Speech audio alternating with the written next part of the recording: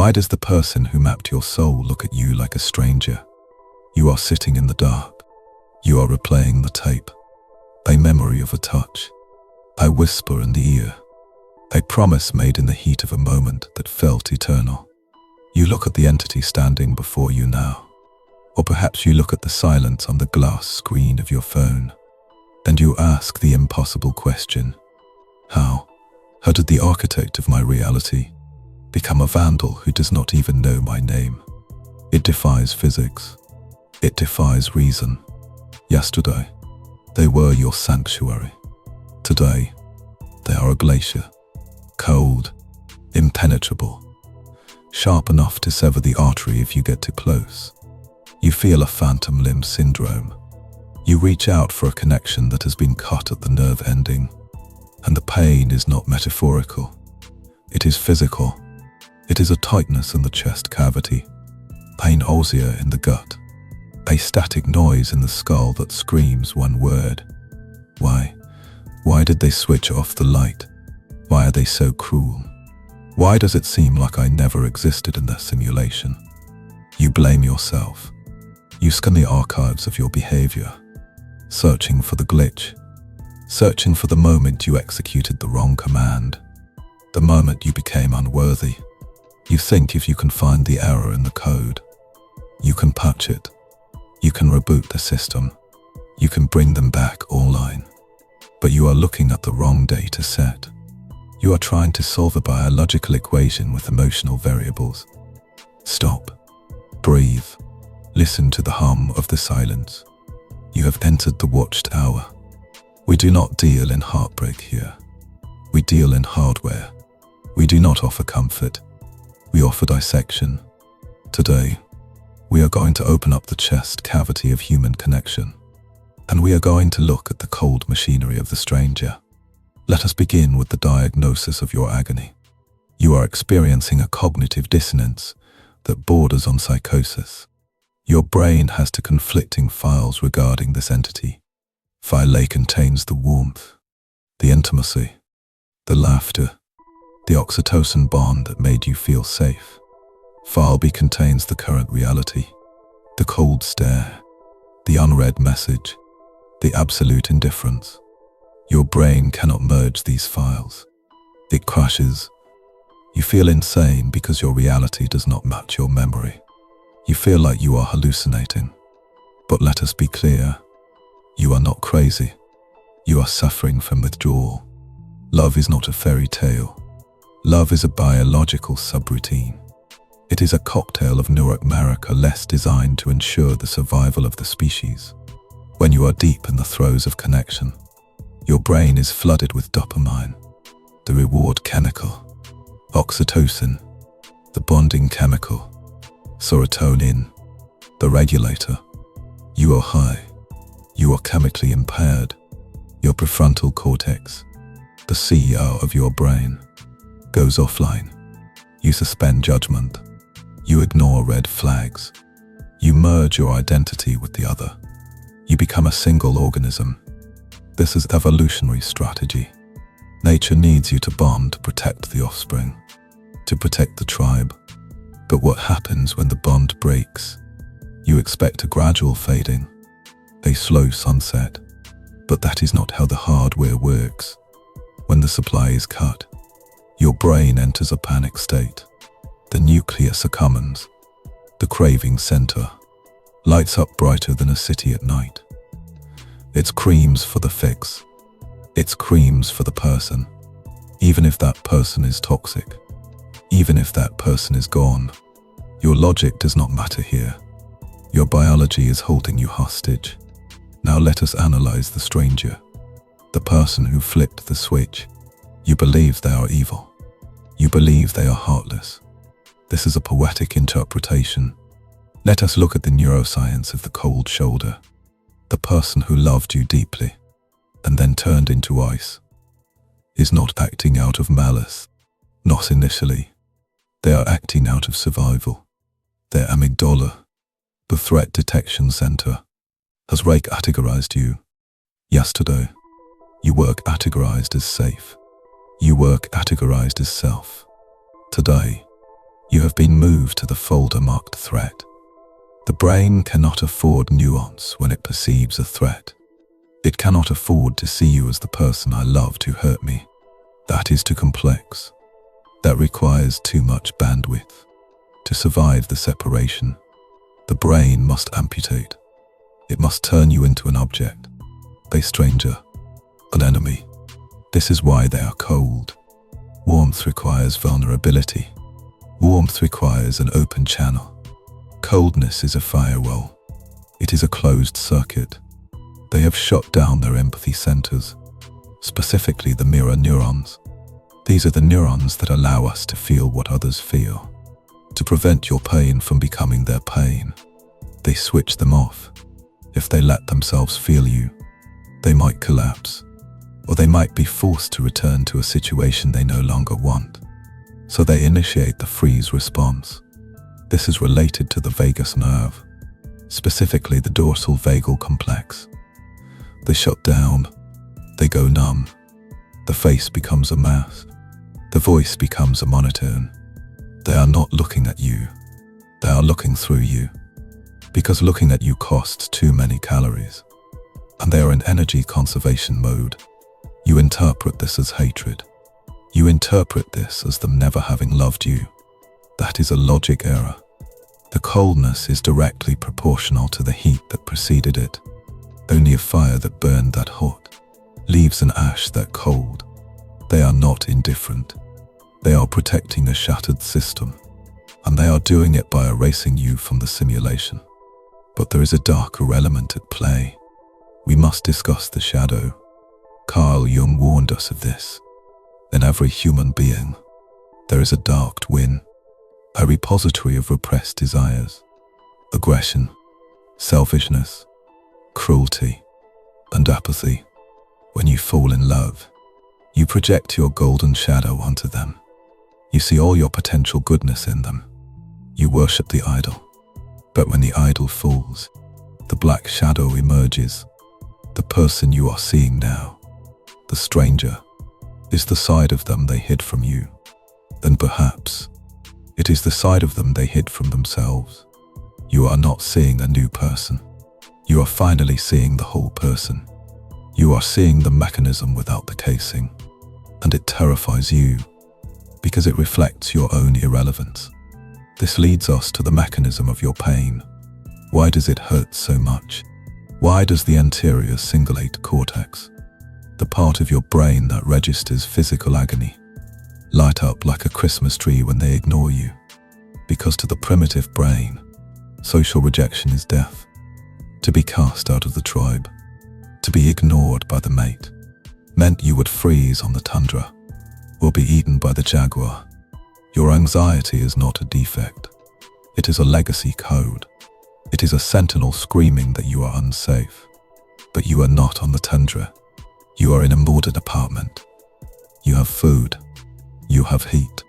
You are safe. But your software thinks you are dying. And the stranger knows this, whether they are conscious of it or not. They know that their silence is a weapon. They know that by withholding validation, they maintain power. This is the dynamic of the predator and the prey. By begging for warmth, by asking for closure, you are exposing your throat. You are signaling submission. And nothing disgusts the detached stranger more than submission. It validates their decision to leave. It confirms that they are the prize, and you are the fan. Let us descend further into the abyss of their psychology. Let us speak of object constancy. This is the ability to maintain an emotional bond with someone, even when they are not physically present, or when they are frustrating you. Healthy adults have object constancy. They can be angry at you and still love you. They can be apart from you and still feel the connection. The stranger often lacks this architecture. They operate on a darker principle, out of sight, out of mind, or worse. If you are not gratifying me, you are persecuting me. This is the binary thinking of the primitive mind. On, good, bad, God, devil. When they were deep in love with you, were the god. You supplied the narcissistic supply. You validated their existence. But the moment you demanded reciprocity, the moment you showed a flaw, or the moment the chemical high wore off, you became the devil. Or worse, you became a void, a nothing. This is why the switch is overnight. It is a digital switch, not an analog dial. There is no dimmer. The lights are either blindingly bright, or they are cut, and you are left stumbling in the dark, trying to find the furniture that has been rearranged. You feel insane, because they are gas lighting you with their silence. Their behavior says, "We were nothing. This meant nothing. You are crazy for caring." And you begin to believe them. You begin to doubt your own reality. This is called perspecticide, the murder of your perspective. You adopt their view of you, which is that you are worthless. Do not accept this transmission. It is a virus. It is a corrupted file meant to crash your operating system. Seneca the Stoic warned us of this. He said, "We suffer more in imagination than in reality." The reality is, a biological entity has moved away from you. The suffering comes from the narrative you are spinning, the narrative that says you lost your soulmate, the narrative that says you are defective, the narrative that says you will never be warm again. This is the trap. You are addicted to the pain, because the pain is the last thing connecting you to them. If you let go of the hurt, you have to admit they are gone. So you keep picking the scab. You keep checking the profile. You keep replaying the tapes. You are keeping the wound fresh, because a fresh wound is better than a scar. A scar means it is over. A scar means healing. And you are afraid to heal, because healing feels like forgetting. And you are terrified to forget the person who gave you the highest high of your life. This is the dopamine prediction era. You are a gambler sitting at a slot machine that has been unplugged, pulling the lever, waiting for the jackpot. But the casino is closed. The lights are off, and the owner has gone home. It is time to pivot. It is time to shatter the illusion. You think their coldness is about you. You are arrogant. It has nothing to do with you. You are collateral damage in their internal war. You are a casualty of their inability to integrate their own shadow. They become strangers because they are strangers to themselves. They do not know who they are, so they change masks like they change clothes. The lover mask got dirty. It got complicated. It required maintenance. So they took it off, and they put on the stranger mask, because it is clean. It is simple. It requires zero maintenance. They are not deep. They are shallow. You are drowning in a puddle because you think it is an ocean. Stand up. You are worshipping a ghost. You are in love with a hologram. The person you miss never existed. They were a reflection of your own capacity for love. They were a screen upon which you projected your desires. The screen has gone blank. Stop watching the static. You feel weak. You feel broken. Good. Broken things can be rebuilt. Weakness is just a lack of calibration. You have been giving your resources to a black hole. Of course you are depleted. Of course you are tired. You have been feeding a parasite, and you call it romance. We need to stop this bleeding. We need to cauterize the wound. You cannot think your way out of this. You cannot feel your way out of this. You must act your way out of this. We need protocols. We need to rewire the hardware manually. We need to engage the override switches in your brain. We are going to turn you from the victim into the architect, from the abandoned into the sovereign. Here is the battle plan. Listen closely. These are not suggestions. These are commands for your nervous system. You will execute them without emotion. You will execute them like a machine. Because right now, your emotions are the enemy. Protocol 1. The biological funeral. Your brain lacks closure. The stranger will not give it to you. They will leave the door cracked open to haunt you, or to keep you as an option in their back pocket. We call this breadcrumbing. You must slam the door shut. You must conduct a ritual.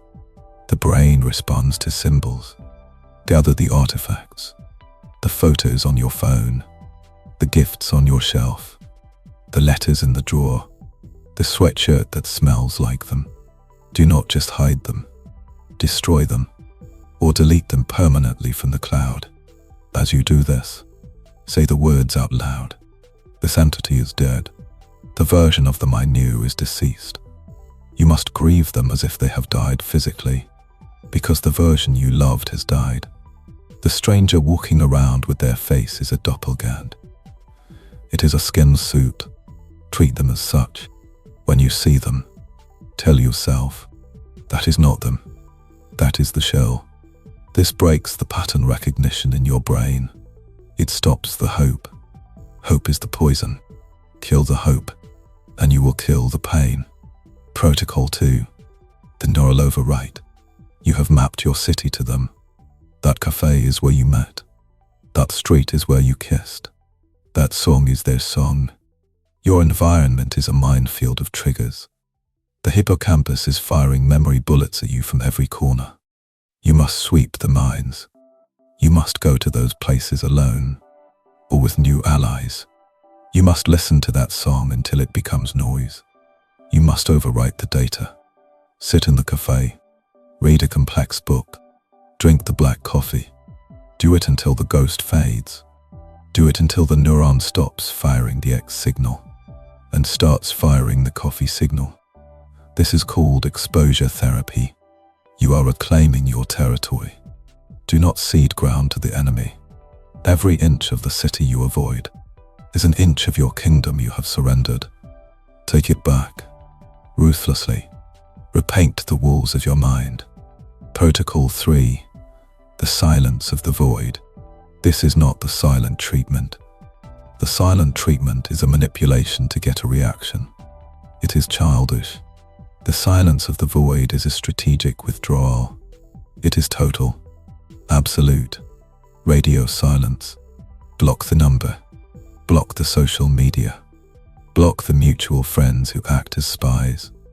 You become a ghost. You become a void.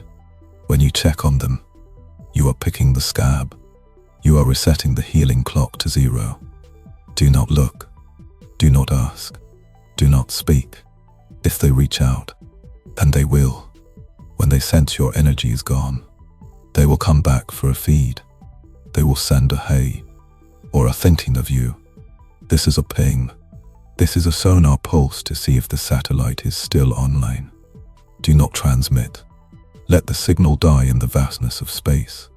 Your silence is your loudest message. It says, I am sovereign. You do not have access. It creates a power vacuum, and it forces them to sit with themselves, which is the one thing they cannot do. Protocol 4. The Obsidian Wall.